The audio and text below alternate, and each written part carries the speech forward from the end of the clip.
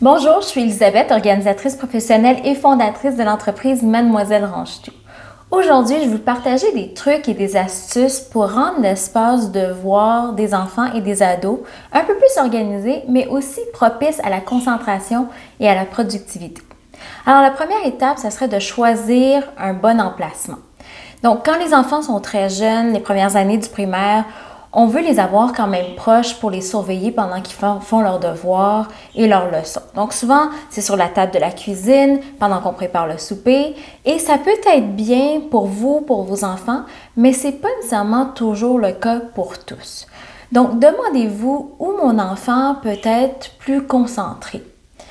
Est-ce que c'est dans un endroit qui est avec un silence complet? Est-ce que c'est loin du reste de la famille, loin des autres distractions? Ou au contraire, est-ce que les bruits ambiants ne le dérangent pas? Puis à la limite, ça peut l'aider à se concentrer. Et la réponse à cette question va certainement évoluer avec votre enfant, avec son âge, avec ses besoins. Mais c'est tout de même important de se poser la question où aménager un espace de voir. Et aussi, est-ce qu'on veut un espace qui est permanent ou non?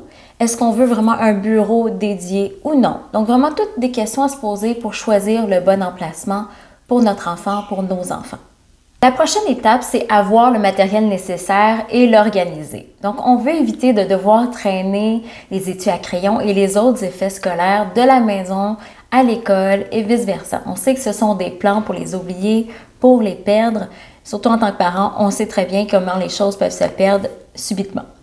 C'est donc bien d'avoir certains articles en double. Donc des crayons, des stylos, gomme effacée, ciseaux, colle, des carnets, des feuilles lignées pour faire des petites dictées. Donc bref, tout ce qui est comme nécessaire au quotidien. Et surtout, c'est important de les regrouper au même endroit. Donc que ça soit peut-être un tiroir à proximité de l'endroit où ils font leurs devoirs ou encore dans un chariot sur roulette qu'on peut traîner si l'espace de devoir n'est pas nécessairement toujours au même endroit. Donc l'important, c'est vraiment de les regrouper.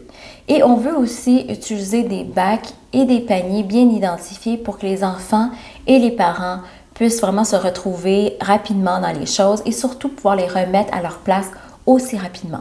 Donc, vous allez vraiment catégoriser tous les effets scolaires dépendamment de ce qu'ils ont pour pouvoir les regrouper au même endroit. Maintenant, une troisième étape, ça serait de créer une routine. Donc, décider quand se feront les devoirs et les leçons. Est-ce que c'est avant le souper, après le souper, la fin de semaine, puis on fait tous les devoirs de la semaine. Donc, dépendamment de votre propre routine familiale et de la concentration des enfants, bien, déterminer un meilleur moment pour leur permettre d'être plus focus, c'est important.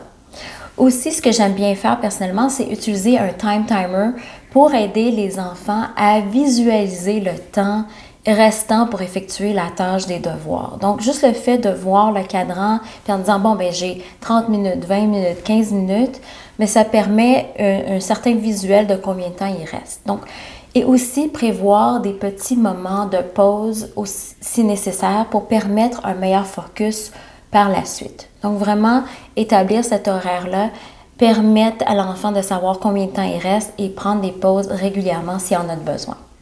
Donc, la dernière étape, ça serait de personnaliser l'espace. Donc, encouragez vos enfants à personnaliser leur espace de devoir, surtout s'ils ont un espace dédié à la maison.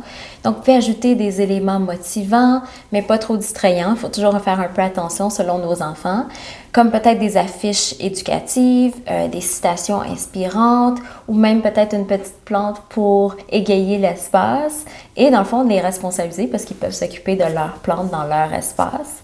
Et un espace personnalisé, selon moi, ça peut rendre l'apprentissage plus agréable. Une petite touche de lumière naturelle peut aussi être bénéfique. Donc, si vous avez la chance d'avoir un bureau près d'une fenêtre, encore mieux. Mais surtout, assurez-vous d'avoir un bon éclairage artificiel pour les soirées d'études, surtout pour des enfants un peu plus vieux, pour des ados. Donc, en résumé, vraiment un espace de devoir bien organisé peut grandement améliorer la concentration et la productivité de vos enfants.